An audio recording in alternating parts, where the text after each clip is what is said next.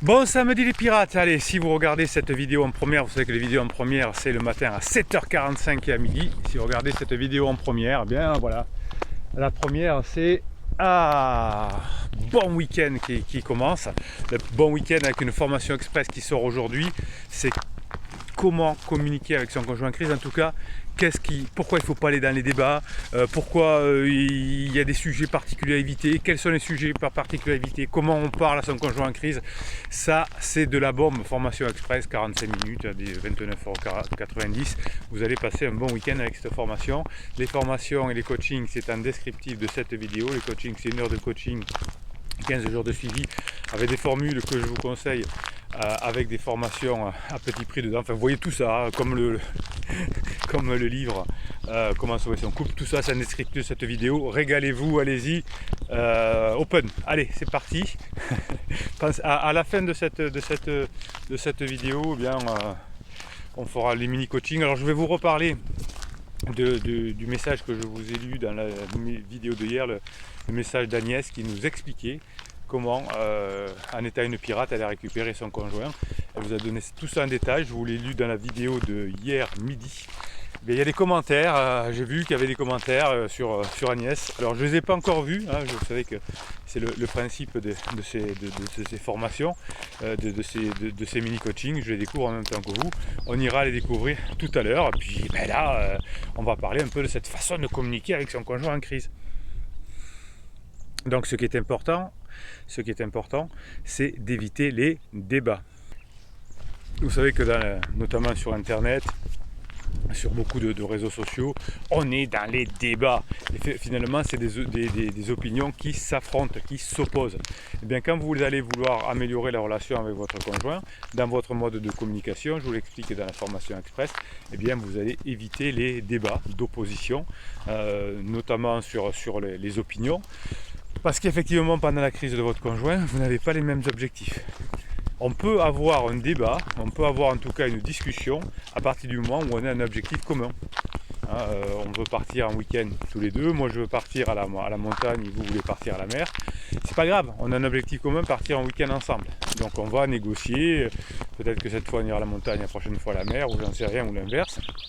Ou peut-être qu'on fera dans un endroit où il y a les deux, mais on a un objectif commun, donc là on peut discuter et pas débattre. Si vous débattez du passé qui n'existe plus ou du futur qui n'existe pas encore, vous allez forcément vous opposer puisque vous aurez un objectif commun. Vous aimeriez que votre conjoint revienne et lui ou elle est pas encore, pour l'instant c'est pas le moment. Et alors ce qui est très rigolo, c'est que quand vous faites le travail, vous savez, travail de badinage qu'on apprend dans les formations, dans les coachings, etc. Au bout d'un moment, vous êtes tellement fortifiés, mes pirates adorés, que vous n'êtes plus sûr du tout de vouloir récupérer le criseux parce que vous avez des propositions partout. Et finalement, au début, c'est le criseux, non, je ne veux pas revenir, etc. Et à la fin, c'est je ne sais pas si je vais te reprendre. C'est bon ça, c'est bon ça. Quand vous, si vous êtes en première ce matin, quand vous mettez vos messages, vous racontez vos messages de tout ce qui se passe bien, de tout ce que vous faites, du criseux qui vous fait rire, etc. Eh bien oui, on a inversé la situation, mais on ne l'a pas inversé parce qu'on a fait un silence radio, c'est parce qu'on a montré qu'on avait changé, qu'on fait passer des bons moments ensemble, qu'on est au top, qu'on a compris la nature humaine, qu'on a pris le fonctionnement humain, qu'on a changé cette semaine. C'était le thème de la formation de mercredi, de la grosse formation. Comment changer, comment surtout on montre qu'on a changé. Et c'est pour ça que dans le commentaire de hier de Agnès, elle nous expliquait comment elle avait changé, comment du coup ensuite la relation avec son mari a changé et qu'après sa crise ils sont revenus ensemble et maintenant c'est lui qui veut changer pour être encore meilleur qu'avant. Et ça c'est bon. Donc le fait de dialoguer avec votre conjoint en crise va répondre à des besoins fondamentaux. Le fait de discuter fait partie intégrante du fonctionnement de l'être humain en tant qu'être social. Et finalement, l'échange verbal répond à des besoins fondamentaux. Sauf que pendant la crise existentielle, on ne peut pas parler de tout.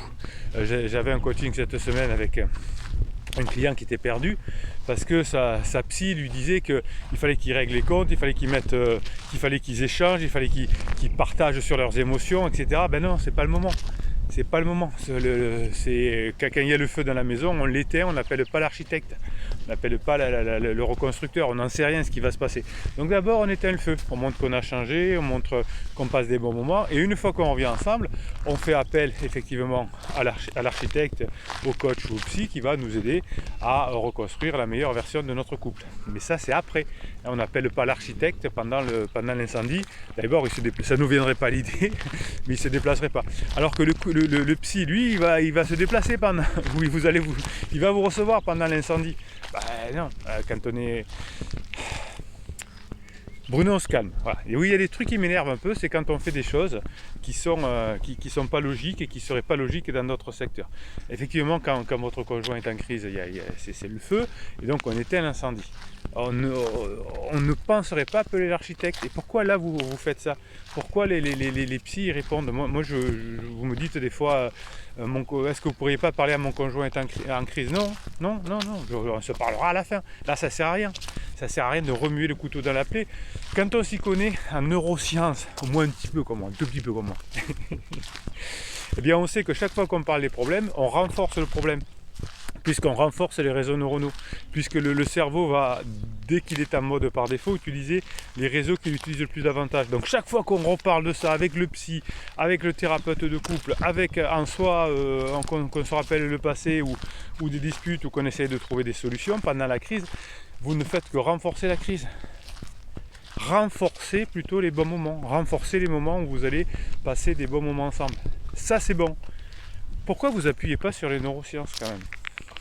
Bon, Bruno, on se calme, arrête d'engueuler les pirates. Les pirates, ils font bien, ils récupèrent leur conjoint à la fin, et des fois, ils ne les veulent plus.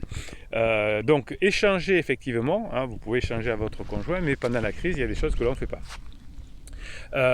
Souvent, on veut échanger avec son conjoint parce qu'on a peur du silence. Alors le truc inverse qu'il ne faut pas faire non plus, c'est le silence radio évidemment.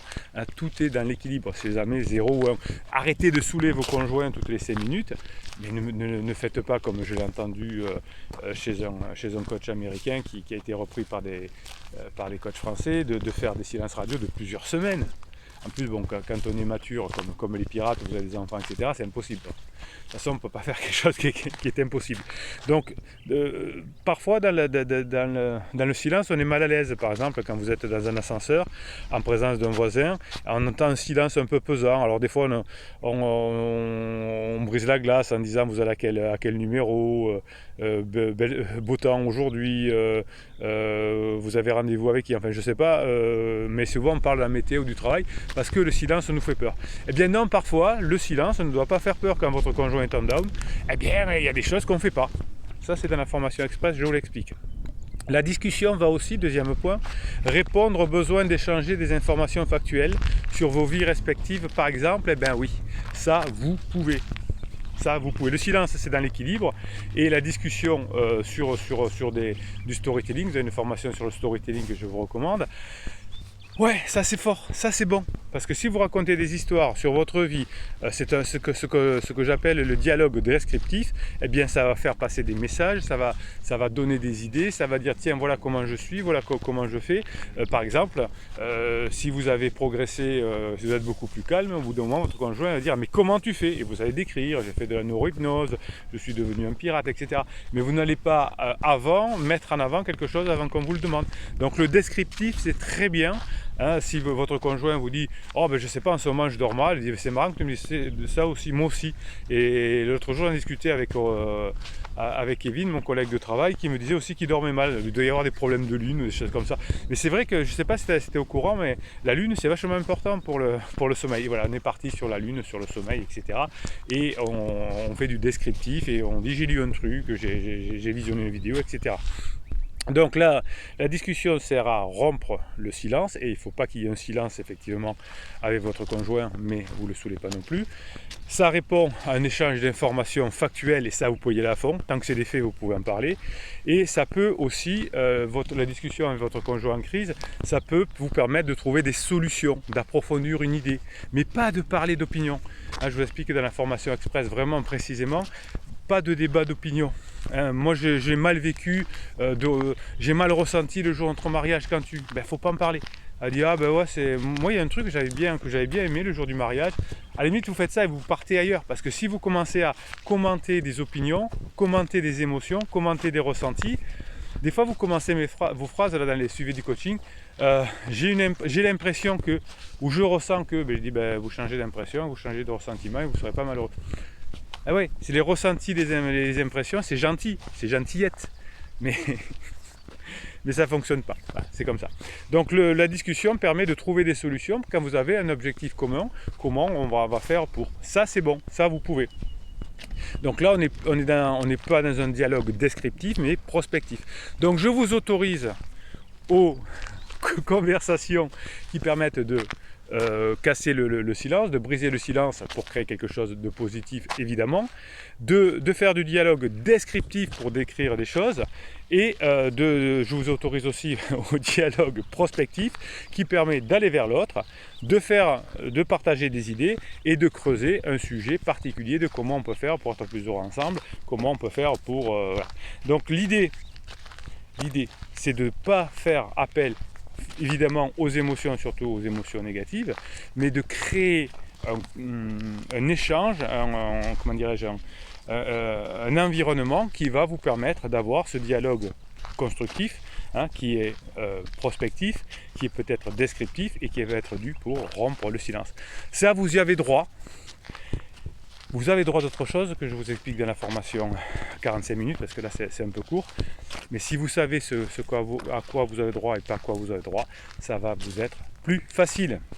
Allez, dans quelques minutes, je vais découvrir avec vous les commentaires par rapport au message d'Agnès d'hier, mais avant quelques mèmes. Les mèmes, c'est des citations avec des images que vous m'envoyez toute la journée sur mon WhatsApp. Regardez comme c'est beau. Et je vous les mets sur votre canal de pirate, le canal Telegram, c'est le vôtre. Vous allez sur canal Bruno Marchal, c'est votre canal. Vous allez vous régaler.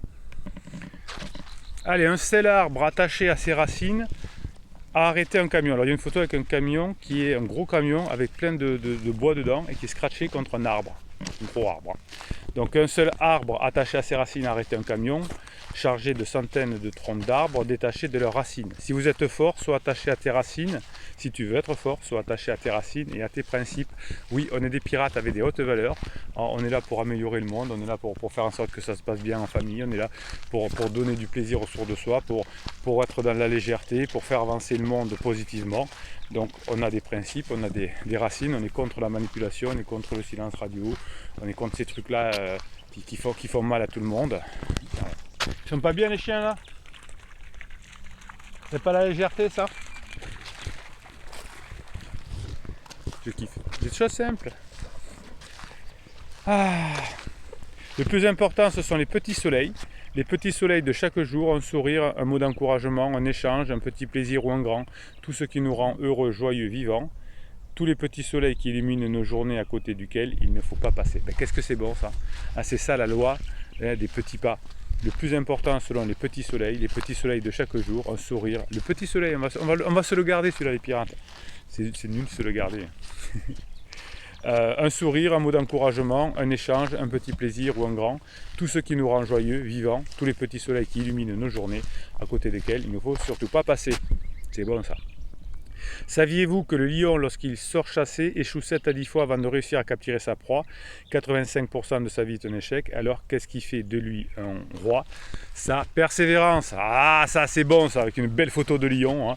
Qu'est-ce qui fait que le lion est le roi? C'est sa persévérance. Vous êtes les rois des pirates. Vous êtes le dessus du panier du bateau.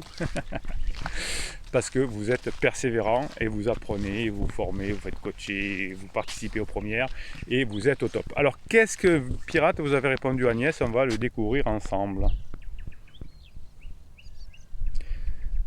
Tout de suite.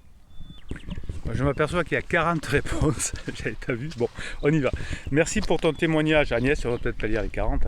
Ça redonne de l'énergie un peu plus, chapeau à toi et cette team est exceptionnelle et essentielle pour toutes les pirates. Oui, alors j'essaye de me battre pour vous amis pirates. Chaque fois qu'il y a quelqu'un qui revient en couple et qui me recontacte, j'essaie de demander des témoignages et peu de personnes le font. Merci à Agnès de l'avoir fait.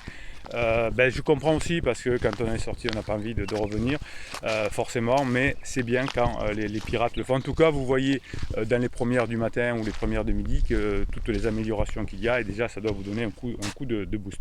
Grand Monarque, merci beaucoup, tu es un modèle à suivre. Oui, si on suit les modèles, il a raison, Grand Monarque. Si on suit les modèles qui marchent, il n'y a pas de raison que ça ne fonctionne pas. C'est ça le principe de la vie, c'est de prendre un modèle, de le copier, un modèle qui a marché évidemment, de le copier, de se l'approprier. Parce que bon voilà, Agnès a fait en fonction de ses particularités, mais elle a respecté le modèle.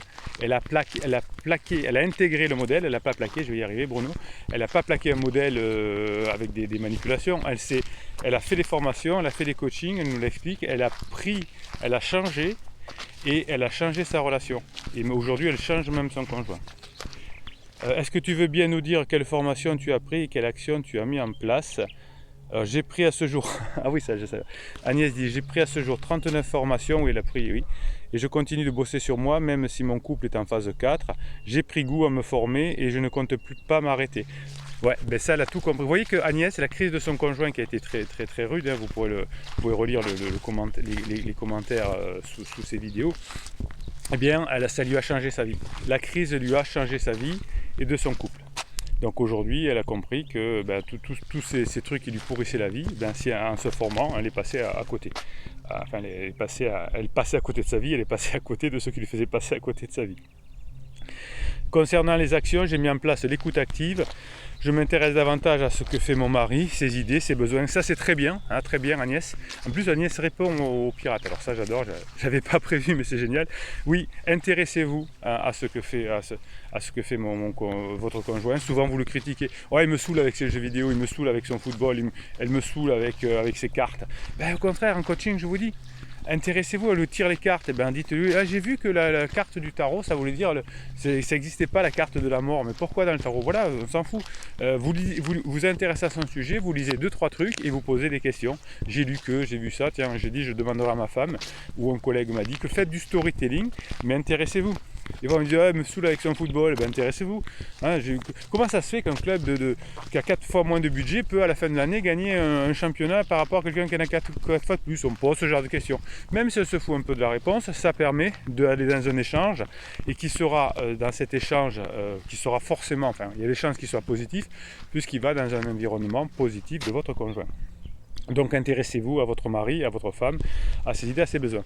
Je me suis rendu compte qu'avant, je ne m'intéressais pas assez à lui. Ah ben oui, et oui, ça c'était la phase 2. J'ai éradiqué le pathos de nos conversations, très bien, donc plus de légèreté. Vous voyez que Agnès prend le temps d'écrire des choses positives, construites et qui marchent. Bravo Agnès. J'ai éradiqué le pathos de nos conversations et notre foyer est un lieu plus léger, plus reposant et moins stressant qu'avant. Vous voyez que quand on applique, et en plus elle est mieux maintenant Agnès dans sa vie, j'adore. Je me suis corrigé en étant presque plus dans le contrôle, ouais, presque plus, mais c'est bien, on est toujours un peu dans le contrôle. Je ne donne mon avis que s'il me le demande et je ne suis plus sa maman. Je crois que Agnès coche toutes les cases, elle a tout compris, elle a fait des formations et des coachings, ça a marché, ça me fait plaisir. Bref, j'ai compris que je ne pouvais rien contrôler à part moi, j'ai appris à ressentir mes émotions, à les nommer, donc je les gère beaucoup mieux. Ouh, qu'est-ce que c'est bien ça, j'en ai des frissons. Merci Agnès, vous redonnez du plaisir à tous les pirates. Gazelle dit merci, oui cette team, cette communauté est là pour nous aider à nous soutenir mutuellement. C'est un plus, que j'ai voulu créer cette team parce que non seulement vous avez les formations et les coachings, mais en plus vous donnez des coups de boost quand vous en avez besoin. Alors il y a le canal Telegram, mais ce qui vous fait plaisir c'est quand les pirates vous expliquent comment ça marche, comment ils ont progressé, comment ça va mieux. Gazelle, Grand Monarque dit ah oui tu les as pratiquement toutes prises, moi non pas toutes, mais tu t'es recentré sur l'essentiel et comment tu as géré les downs. Mon compagnon est parti depuis novembre 2019, pansement direct avec qui il vit, j'ai du mal à gérer ses attaques, il a toujours dans le pathos et je ne sais pas répondre, ne pas répondre. On se forme, on fait comme Agnès elle ne savait pas. Moi avant de parler anglais, je ne savais pas parler anglais. Bon, je suis très mauvais en anglais. Avant de faire l'informatique, je ne connaissais rien en informatique. Bon, je suis une quiche en informatique. Vous l'avez vu. Moi, avant de faire du marketing, je ne connaissais pas du marketing. Je suis une quiche en marketing, vous l'avez compris. Et oui, écoutez, moi je suis dans la spontanéité comme ça, mais tout s'apprend. Est-ce que la spontanéité ça s'apprend? Certainement. Voilà, c'est comme ça. Donc on bosse, Grand Monarque. Et maintenant, alors Gazelle lui demande à Agnès, et maintenant, quelle est son attitude? Est-il sorti de sa crise, phase d'épuisement? Merci infiniment. Alors, oui, Gazelle, elle explique à Agnès qu'il est sorti de sa phase d'épuisement, que maintenant il lui fait des cadeaux, qu'il a demandé à faire une formation sur la confiance en soi. Évidemment, Agnès a eu le bon goût de ne pas lui conseiller une formation de pirate. Hein. Elle a conseillé un de mes confrères, et c'est très bien comme ça, je l'ai félicité.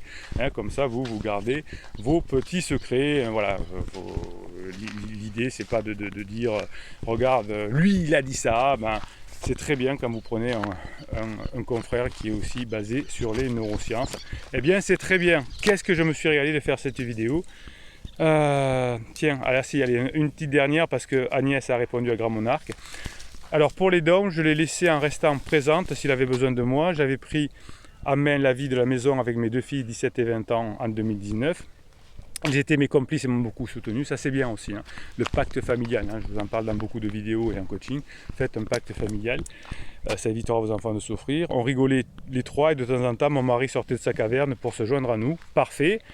Je n'ai pas mis mon mari dehors, alors il ne m'a jamais quitté, il n'a rien reproché. Il savait qu'il avait un problème, mais ne savait pas comment le résoudre. Je lui ai parlé qu'il était peut-être en crise, je lui ai dit que j'étais là pour lui si besoin. Ça a été dire pour nous deux. En fait, il ne me reprochait rien, il m'a juste dit qu'il avait besoin d'aller voir ailleurs. Et nous nous sommes connus très jeunes, à 17 ans, ouais, ça arrive souvent. Et j'étais sa première et seule relation. Il m'a parlé de pansement, la fille de ma voisine qui travaillait dans son entreprise, 23 ans de moins que lui. Il m'a avoué ne pas pouvoir me promettre de ne pas coucher avec elle, et je savais que c'était déjà fait. Elle était courageuse, hein. Agnès, elle savait tout, mais elle faisait comme si elle ne le savait pas. Par contre, il m'a permis qu'à terme, il choisirait sa famille. Bon voilà, c'était du déclaratif, du dur quand même, surtout quand il m'a avoué me voir en elle au même âge. Alors vous voyez que ça, on dit des bêtises aussi, hein. Elle a 26 ans et lui 49. J'ai laissé faire leur relation alors qu'il était tombé dans le déni depuis qu'il me avoué. Je voulais que cette relation s'arrête d'elle-même pour être certaine qu'il reviendrait vers moi pour les bonnes raisons. Ça, c'est très bon, Agnès aussi. Le temps a fait son œuvre, il a réalisé petit à petit que ce n'était pas viable et a repris sa place dans notre famille. Le temps a fait son œuvre. Ouh, qu'est-ce qu'elle est bien cette Agnès. Je n'ai plus jamais reparlé d'elle dès l'instant qu'il est tombé dans le déni.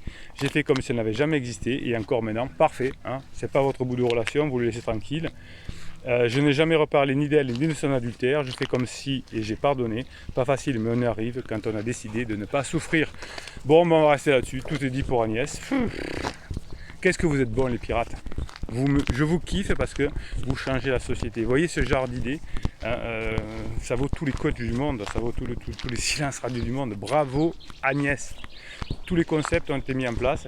Elle a coché toutes les cases et ça a plus que marché.